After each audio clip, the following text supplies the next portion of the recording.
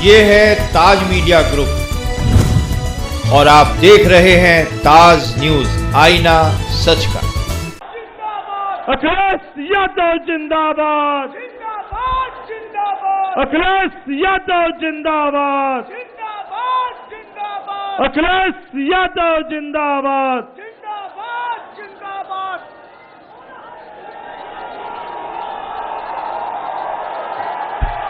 Hello, दोनों हाथ ताली बजा के नारा लो, अखिलेश यादव जिंदाबाद, अखिलेश यादव जिंदाबाद। धन्यवाद, बहुत धन्यवाद, बहुत धन्यवाद।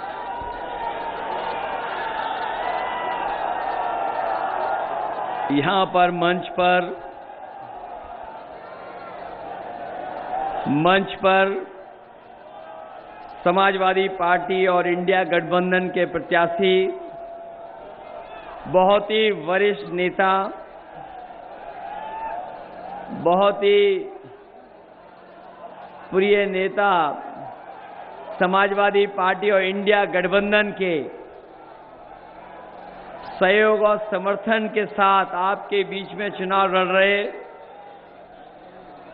पूर्व मंत्री राम प्रसाद चौधरी जी, पार्टी के हमारे अध्यक्ष महेंद्र नाथ यादव जी, मंच पर उपस्थित विधायक राजेंद्र प्रसाद चौधरी जी, विधायक कवेन चौधरी जी, ज्ञानेंद्र पांडे जी, राम सुभाष वर्मा जी, आशीष मौर्य जी, अंबिका सिंह जी,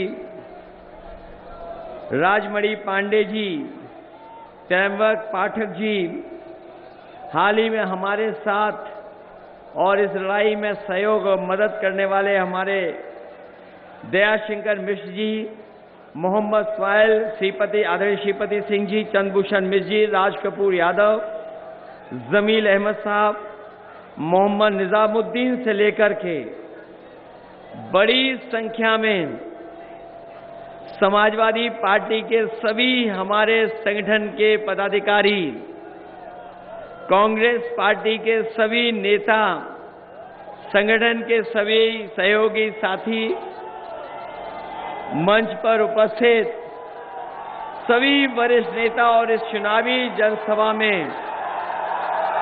आए हुए हमारे सभी किसान भाई, आदरणीय बुजुर्ग, माताएं, बहनें और नौजवान साथी पत्रकार बंधुओं, मैं इस बस्ती के लोकसभा के यहाँ पर उपस्थित आप सबका बहुत बहुत धन्यवाद और आभार प्रकट करना चाहता हूँ।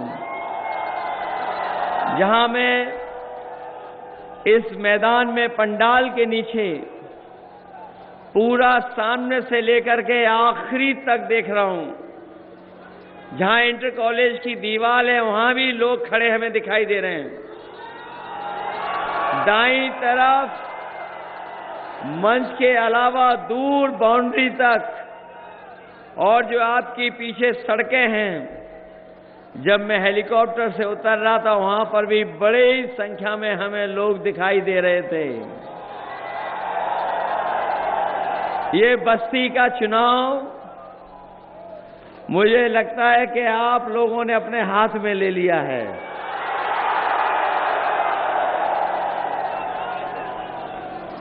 और लग तो ऐसा रहा है कि यहां से राम प्रसाद चौधरी जी न केवल जीत करके जा रहे हैं, बल्कि अभी तक की सबसे बड़ी जीत और रिकॉर्ड मतों से जीत करके जाएंगे। मैं देख रहा हूं इस चुनाव में हर चरण में भारतीय जनता पार्टी के खिलाफ गुस्सा बढ़ता चला जा रहा है। जहां 4 चरणों में भारतीय जनता पार्टी बहुत पीछे छूट गई, वहीं 5वें चरण में जो वोट पड़ रहा है, ऐसा वोट पड़ रहा है कि आपके बगल की लोकसभा अयोध्या से लेकर के हर जगह भारतीय जनता पार्टी का इस बार सफाया होने जा रहा है। न केवल गुस्सा बढ़ रहा है, बल्कि आप देख लेना, जब 7वें चरण में चुनाव आएगा, जनता का गुस्सा भी 7वें आसमान पे दिखाई देगा। बीजेपी के जाने कितने नेताओं ने क्या क्या बातें रखी हैं। अभी तक जितनी भी बातें उन्होंने रखी, बीजेपी की हर बात झूठी निकली और उनका हर वादा जनता के लिए किया हुआ झूठा निकला। इन बीजेपी वालों ने कहा कि हम किसानों की आय 2 गुनी कर देंगे। यहां बड़े पैमाने पे किसान भाई मौजूद हैं, उनके परिवार के लोग हैं। आज 10 साल में बताओ किसी भी किसान की पैदावार की कीमत 2 गुनी हो गई हो। जिन्होंने कहा आय 2 गुनी हो जाएगी, उनकी सरकार में लगातार महंगाई बढ़ी है। और अगर हिसाब किताब किसान लगाएगा तो हर फसल की उसकी लागत बढ़ गई। जहां लागत कम होनी चाहिए थी, जो कीटनाशक दवाइयां हैं, खाद है, यूरिया है, आपका डीएपी और तमाम चीजें जो सस्ती होनी चाहिए थी, वो सस्ती तो हुई नहीं, लेकिन लागत लगातार बढ़ाती गई है सरकार। और उसका परिणाम ये हुआ कि हमारे किसान के परिवार में जो खुशहाली आनी चाहिए थी, वो खुशहाली नहीं आई। और एक समय तो किसानों ने ऐसा देखा, जिस समय ये सरकार काले कानून ला रही थी, और वो काले कानून अगर लागू हो गए होते तो हमारे किसानों की पैदावार की लूट तो होती ही होती, वहीं उनकी जमीनों पर और खेती पे भी ये कब्जा कर लेते। किसान खिलाफ खड़ा हो गया, इनके आंदोलन किया उन्होंने। पूरे देश के किसानों ने इनके खिलाफ माहौल बनाया। हजारों शहीद हुए। यहां तक कि सरकार ने अपना पूरा प्रशासन और ताकत लगा के किसानों का आंदोलन को रोकने का काम किया। इन्होंने थार तक किसानों पे चढ़ा दी, लेकिन किसान पीछे नहीं हटा। तभी दिल्ली छोड़ करके गया, जब काले कानून वापस हो गए, तब दिल्ली छोड़ करके किसान गया। अभी किसानों की जो मांगे थी वो पूरी नहीं हुई हैं। जो हमारा किसान न जाने कब से मांग कर रहा है कि एमएसपी के लिए कानूनी अधिकार मिले, हम अपने किसान भाइयों को भरोसा दिला के जा रहे हैं। जहां गन्ने की लाभकारी मूल्य दिलाएंगे आपको, जिससे आपके घर परिवार में खुशहाली आ जाए, उसके साथ साथ हर फसल की एमएसपी के लिए आपको कानूनी अधिकार दिलाने का काम इंडिया गठबंधन सरकार करेगी। यहां कानूनी अधिकार के लिए हम लोग लड़ रहे हैं, वहीं इंडिया गठबंधन ने यह भी तय किया है कि बड़े बड़े उद्योगपतियों का, बड़े बड़े कारोबारियों का इस भारतीय जनता पार्टी की सरकार ने कर्ज माफ किया है। अभी तक तो हम लोग 16 लाख करोड़ बोलते थे, लेकिन नए आंकड़े, नई तरह की जो जानकारी मिल रही है, भारतीय जनता पार्टी ने समय समय पर बड़े बड़े कारोबारी, उद्योगपति जो उनके साथी हैं, उनका लगभग 25 लाख करोड़ का कर्ज माफ किया है। जब इस सरकार ने नियम बनाया कर्ज माफी को लेकर के, तो उन्होंने नियम बनाया कि जिन लोगों ने 5 करोड़ से ऊपर का कर्ज लिया है, उन लोगों का कर्ज माफ हो जाएगा। लेकिन हमारा गरीब और किसान जानता होगा, ये करोड़ों में कर्ज नहीं लेता, इसके ऊपर तो केवल लाखों का कर्ज है। आज हम इंडिया गठबंधन के लोग अपने किसान भाइयों को भरोसा दिला के जा रहे हैं, जिस तरीके से इन्होंने उद्योगपतियों का 25 लाख करोड़ रुपए कर्ज माफ किया है, सत्ता आने के बाद 4 जून के बाद अपने किसानों का, गरीबों का भी कर्ज माफ करने का काम इंडिया गठबंधन सरकार करेगी। कर्ज माफ होगा और वहीं अपने किसानों को लाभकारी मूल्य दिलाने के लिए भी हम लोग व्यवस्था बना करके अपने किसानों को खुशहाल बनाने का काम करेंगे।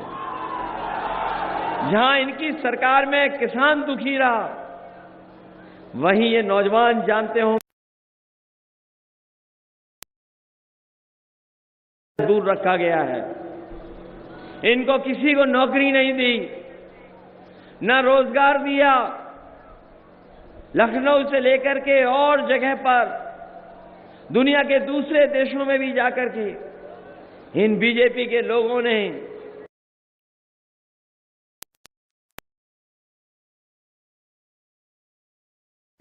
देश के बड़े बड़े उद्योगपति बुलाए गए। उन लोगों को बुला करके, बैठा करके कहा कि निवेश आएगा उत्तर प्रदेश में। फिर डिफेंस को लेकर के डिफेंस एक्सपो किया गया और जनता को झूठे सपने दिखाए गए कि निवेश आएगा।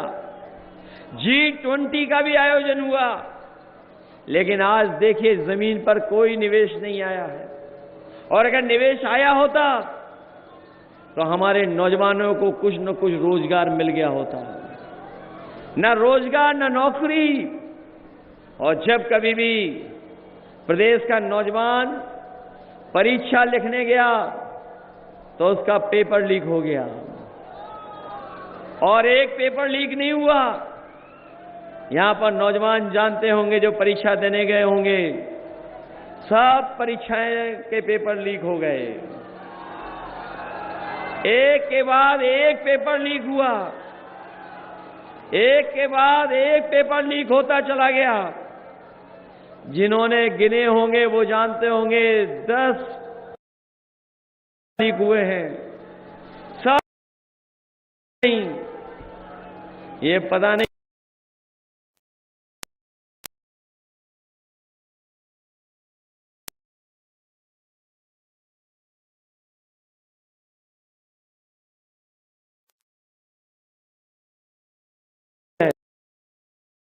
और बल्कि जो आधी अधूरी नौकरी के लिए इंतजाम किया इन्होंने अग्निवीर वाला, हम लोग कभी स्वीकार नहीं कर सकते हैं। जो नौजवान सड़कों पर दौड़ करके तैयारी करता था फौज की वर्दी पहनने के लिए और सीमा की रक्षा के लिए, जो दिन रात अपना पसीना बहाता था, उस फौज की नौकरी को भी इन्होंने आधा अधूरा बना दिया। 4 साल की नौकरी बना दी। हम अपने नौजवानों को कह के जा रहे हैं, जिस समय इंडिया गठबंधन की सरकार बनेगी, आपकी अग्निवीर नौकरी हमेशा हमेशा के लिए खत्म हो जाएगी। आपको न केवल नौकरी बल्कि पक्की वर्दी पहन करके सीमा पर रक्षा करने का मौका दिया जाएगा। और जो सरकार की 30 लाख नौकरियां भी खाली पड़ी हैं, 30 लाख नौकरियां जो खाली पड़ी हैं, उनको भी भरवा करके अपने नौजवानों को नौकरी देने का काम होगा। ये सरकार केवल आपकी नौकरी नहीं छीन रही है, ये नौकरी नहीं छीन रही है आपकी, बल्कि आपका 1/3 जीवन बर्बाद कर दिया इन्होंने। सोचना जाकर के 10 साल में जो परीक्षाएं रद्द हुई हैं, उससे केवल आपकी नौकरी नहीं छीनी गई है, बल्कि आपके जीवन का 1/3 जीवन इन्होंने बर्बाद किया है। अभी तो इन्होंने फौज की नौकरी 4 साल की है। मैं अपने खाकी वर्दी पहने हुए भाइयों को जब देखता हूं तो मैं उन्हें भी सावधान करता हूं कि अभी तो फौज की नौकरी 4 साल की हुई है, ये बीजेपी वाले सरकार में आ गए तो खाकी वर्दी पहनने वालों की नौकरी 3 साल की कर देंगे। जब ये बात मैं कहता हूं तो प्रेस के लोग मुझसे सवाल पूछते हैं कि आप ये कैसे कह सकते हैं। तो मैंने जवाब में पूछता हूं कि बताओ, क्या एयरपोर्ट बिकने थे, बेचने के लिए आपको पता था? क्या एयरपोर्ट एक दिन बिक जाएंगे? क्या हवाई अड्डों के बारे में पता था कि बिक जाएंगे? क्या हवाई जहाज का पता था बिक जाएंगे? बंदरगाह का क्या पता था कि बिक जाएंगे? क्या पता था कि आपको सरकारी विभाग में आउटसोर्स की नौकरी हो जाएगी? और क्या आपको पता था कि आधी रात नोटबंदी हो जाएगी? जब आपको ये नहीं पता था तो फिर अभी तो फौज की 4 साल की नौकरी दी है, इनकी हमारे 3 साल की नौकरी कर देंगे, इसलिए सावधान रहिए आप लोग भी। सावधान हैं कि नहीं हैं? और पहले तो बोरी में कितनी चोरी की इन्होंने? पहले 5 किलो, और अभी फिर कितनी चोरी कर दी? अब कुल मिलाकर कितनी चोरी हुई है बोरी से? कभी सोचा ये बोरी की चोरी कहां से सीखे हैं? बाजार में जाना, कभी देखना, पहले पार्ले जी का बिस्किट पैकेट कितना बड़ा आता था, और जैसे जैसे महंगाई बढ़ी उन्होंने अपना मुनाफा कम नहीं किया, तो बताओ पैकेट कितना छोटा हो गया? छोटा हो गया पैकेट के नहीं हो गया? अब कितने बिस्किट का पैकेट है? ये सरकार में आ गए तो 1 बिस्किट का पैकेट आपको मिलेगा। बताओ डीजल पेट्रोल महंगा हो गया कि नहीं हो गया? आपकी मोटरसाइकिल 10 साल पहले कितने रुपए की आती थी, और आज मोटरसाइकिल कितने रुपए की है? जो बाजार में आप दवाई लेते थे सस्ती, बताओ आज वो महंगी हो गई कि नहीं हो गई? और कभी देखना जाके बाजार में, जो आपको डॉक्टर साहब जो पर्चा लिखते हैं, पहले आपका बुखार ठीक हो जाता था, 500 मिलीग्राम की जो आपको दवाई मिलती थी, जो गोली मिलती थी 500 mg की, उसमें ही बुखार ठीक हो जाता था। लेकिन आजकल 650 की डॉक्टर लिख रहा है, तब भी बुखार नहीं ठीक हो रहा है। वैक्सीन लग गई सबके, याद कीजिए, जबरदस्ती लगाई वैक्सीन के नहीं लगवाई। हमें आपको तो लगवाई, इन पुलिस वालों को भी जबरदस्ती लगवा दी। और वैक्सीन से जान को खतरा हुआ है कि नहीं हुआ? और सुनने में आ रहा है ब्लड क्लॉटिंग से लेकर के हार्ट वाली समस्या आ गई है जिन्होंने वैक्सीन लगवाई।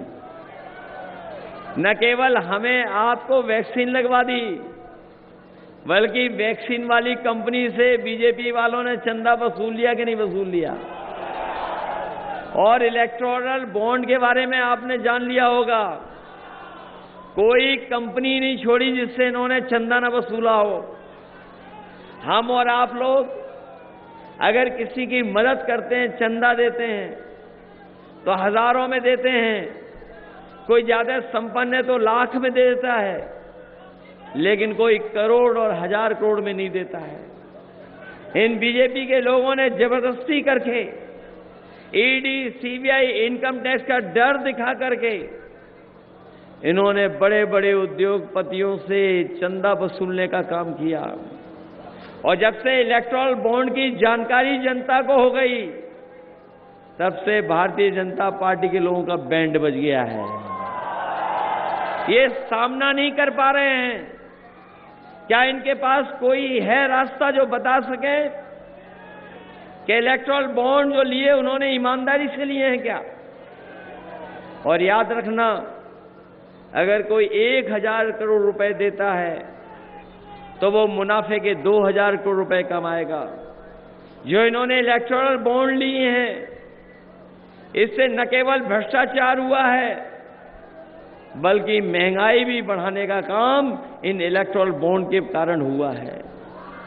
याद कीजिए, आपको राशन देते थे ये लोग। जब पिछला चुनाव था तो इन्होंने राशन देने का काम किया था, और राशन में इन्होंने रिफाइंड तेल से लेकर के, दाल से लेकर के चना भी दिया था। लेकिन आज बताओ राशन में क्या मिल रहा है आपको? बताओ राशन की क्वालिटी खराब कर दी कि नहीं कर दी? न जाने क्या दे रहे हैं राशन में। हमारे गरीबों को खाने में राशन न जाने कैसा दे रहे हैं। इसलिए इंडिया गठबंधन और समाजवादी पार्टी ने तय किया है कि आने वाले समय में जब सरकार बनेगी तो न केवल राशन की गुणवत्ता को बेहतर करेंगे, राशन की गुणवत्ता को बेहतर करने के साथ साथ हमारे गरीबों का भरपेट भोजन हो जाए उसके लिए राशन की मात्रा भी बढ़ाएंगे। और समाजवादी पार्टी ने तय किया है कि जिस तरीके से बाजार में लोग आजकल पौष्टिक पैकेट का आटा खरीदते हैं, हाँ हमारी सरकार बनेगी तो गरीबों को भी पौष्टिक आटा के साथ साथ डाटा फ्री देने का काम होगा। और ये डाटा इसलिए दे रहे हैं, ये डाटा इसलिए दे रहे हैं कि पौष्टिक आटा से तो हमारा स्वास्थ्य बेहतर होगा गरीबों का, और डाटा से हमें जानकारी मिलेगी, हम अपना काम कर सकेंगे। ये नौजवान जानते होंगे आज हर चीज ऑनलाइन है, पढ़ाई भी ऑनलाइन है, फॉर्म भी ऑनलाइन है, कोई जानकारी हासिल करना चाहोगे वो भी ऑनलाइन है। और आजकल ये हमारी जरूरत बन गई है। इसलिए अपने गरीबों के स्वास्थ्य को बेहतर करने के लिए गुणवत्ता के साथ साथ मात्रा बढ़ाएंगे। आटा जो पैकेट का मिलेगा उसके साथ साथ अपने नौजवानों को डाटा फ्री दिलाने का काम भी आने वाले समय में होगा। इसलिए हम आपसे निवेदन करने आए हैं, जहां ये चुनाव हमारे आपके भविष्य का है, वहीं ये चुनाव हमारे आने वाली पीढ़ी के भविष्य का भी चुनाव है। इधर ये लोग नारा दे रहे थे 400 पार, बताओ अब क्या हो गया इनके नारे को 400 पार के? ये बाद में समझ में आया कि ये 400 पार क्यों बोल रहे थे। हमारे साथी लोग जानते होंगे, लोकसभा में जो चुन करके आते हैं कुल मिलाकर के 543 लोग होते हैं, 543, और अगर 400 पार का नारा दे रहे थे तो बताओ 400 पार के बाद कितनी लोकसभा के सांसद बचे? 143।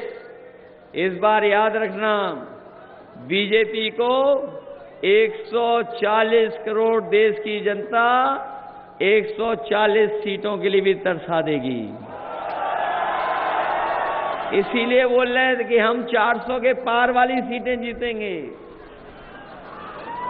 इसलिए सावधान हैं कि नहीं हैं आप?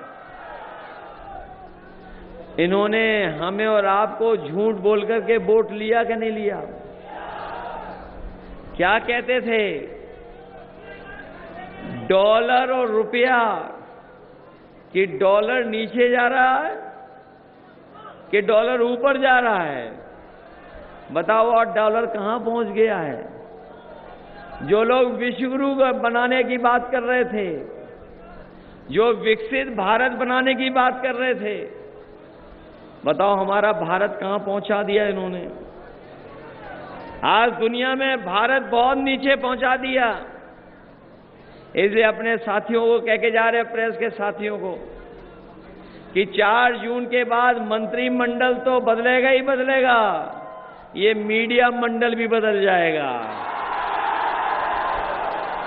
इसलिए वोट करोगे आप लोग? मदद करोगे?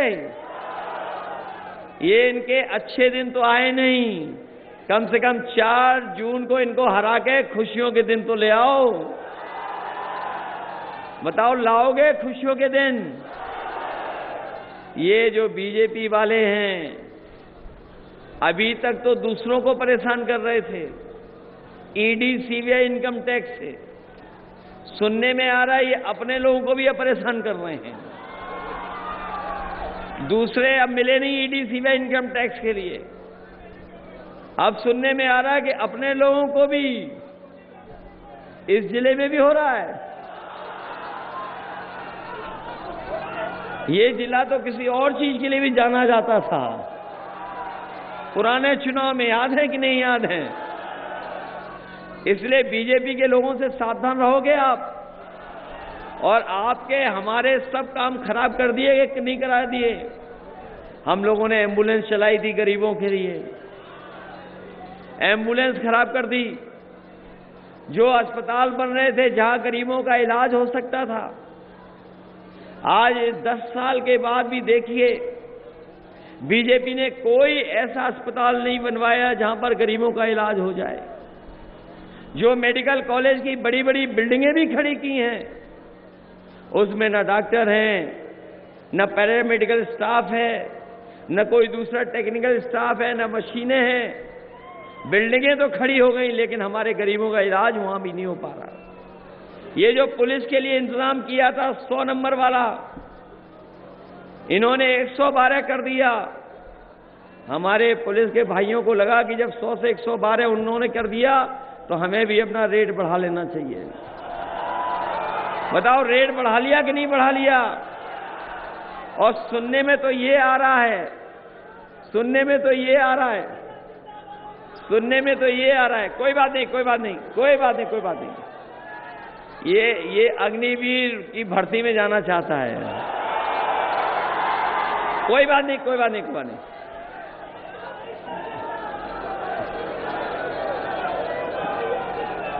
कोई बात नहीं, एकदम ये फौज की भर्ती वाला नौजवान है, पक्का एकदम। अरे इसके लिए क्या लॉन्ग जंप, क्या हाई जंप।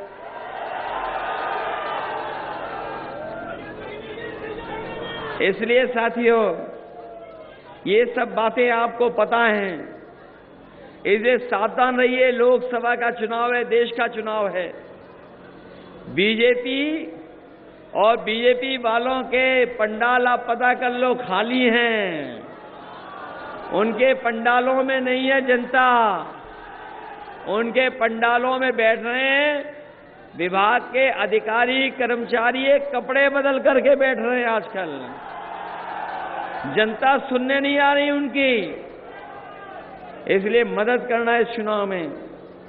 और बड़े भरोसे के साथ हम लोगों ने गठबंधन किया है, और ये ऐसा गठबंधन है जो परिवर्तन लाने का काम कर रहा है। अभी जो समर्थन दिखाई दे रहा है, शायद ऐसा समर्थन पहले कभी देखने को नहीं मिला, जहां जनता स्वयं आगे चल रही है और जिताने के लिए तैयार है। इसलिए जब रिजल्ट आए बस्ती का, तो बताओ ऐतिहासिक रिजल्ट दोगे कि आप लोग के नहीं दोगे? और याद रखना, हम सब लोग मिलकर के जो इंडिया गठबंधन के लोग हैं, सरकार बनाना तो चाहते हैं, सरकार तो बनेगी ही बनेगी। सबसे प्राथमिकता पे अगर होंगे तो हमारे किसान जिनका कर्ज माफ करना है, और नौजवान जिन्हें नौकरी और रोजगार दिला करके उनके भविष्य को बेहतर करना है। इसलिए मदद करना, यही निवेदन, यही अपील मैं करने आया हूं। ये नेता आपके बहुत पुराने हैं, पुराने नेता हैं कि नहीं है आपके? और आपके प्रिय नेता हैं कि नहीं हैं? तो अपने बूथ की रक्षा करोगे स्वयं कि नहीं? ऐसा तो नहीं कि ये कुछ लोग रोकें आपको बूथ पे जाने के लिए। अरे घबरा तो नहीं जाओगे आप लोग? वोट डालना तो जानते ही हो ना सब लोग। वोट डालिए सब लोग मिलकर के, और साइकिल की रफ्तार बढ़ाइए। बढ़ाओगे आप लोग?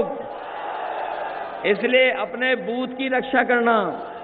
आप बूथ पे रक्षा करेंगे, आप वोट डालेंगे, तभी जाकर के आपका संविधान बचेगा, तभी आपका हमारा सम्मान बनेगा। इन्हीं शब्दों के साथ मैं आप सबका, मैं इन्हीं शब्दों के साथ आपका धन्यवाद भी देता हूं। वही मैं उम्मीद करता हूं कि आप लोग हमारा सहयोग और मदद करोगे।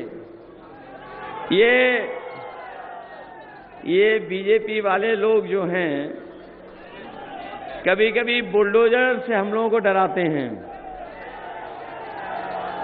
क्या बुलडोजर में दिमाग होता है क्या? अगर बुलडोजर में दिमाग नहीं होता है और कभी स्टीयरिंग पे आदमी बदल गया तब क्या होगा? और हमने तो यहां तक सुना है कि कुछ अधिकारी अपनी सीमाओं से बाहर जाकर के समाजवादियों को परेशान कर रहे हैं। सुना है कि भट्टे में पानी डाल दे रहे हो, और अगर हम लोगों ने पानी डालना शुरू कर दिया तो कहां बह जाओगे पता नहीं लगेगा। अभी हमारे खाकी वर्दी पहनने वालों को मैंने बताया कि फौज की नौकरी कितने साल की हुई थी। इनकी नौकरी 3 साल की जरूर हो जाएगी बीजेपी की सरकार में। अब ये जान गए हैं, अब ये आपकी मदद करेंगे। अभी तक नहीं पता था इनको कि इनकी नौकरी भी हो जाएगी 3 साल की। इसलिए घबराने की जरूरत नहीं है। घबरा तो नहीं जाओगे? घबराओगे तो नहीं आप लोग? इन चीजों से डर तो नहीं जाओगे? अरे हम ही लोग नहीं डरे तो तुम लोग कैसे डर जाओगे? बताओ, ये पीडीए की लड़ाई बड़ी है कि नहीं है?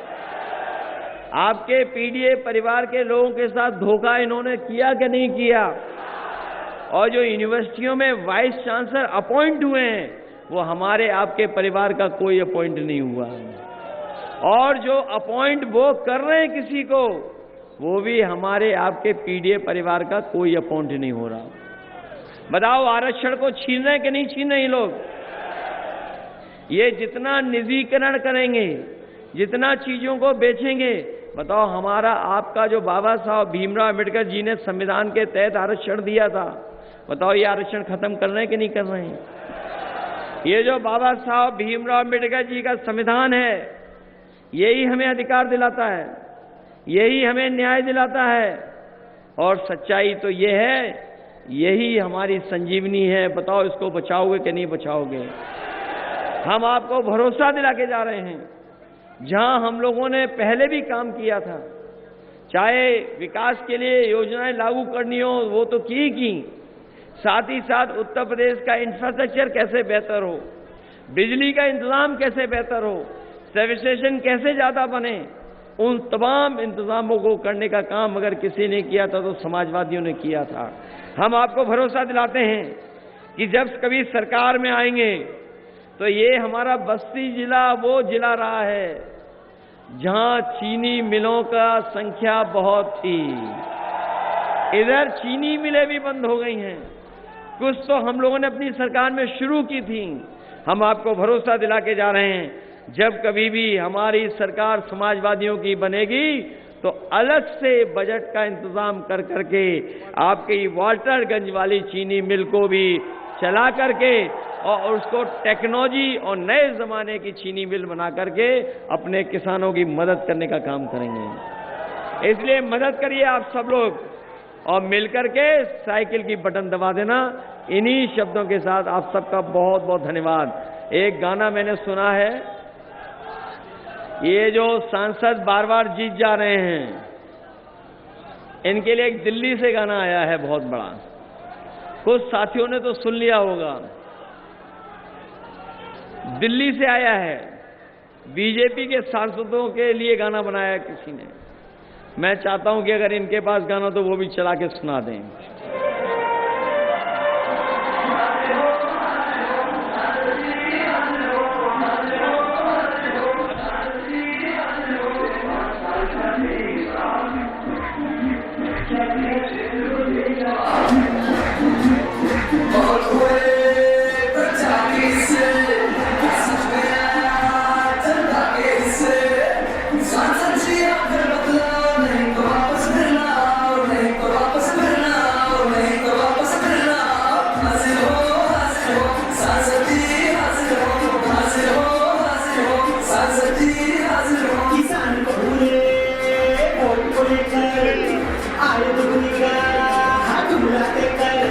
Kita berjuang, dia nak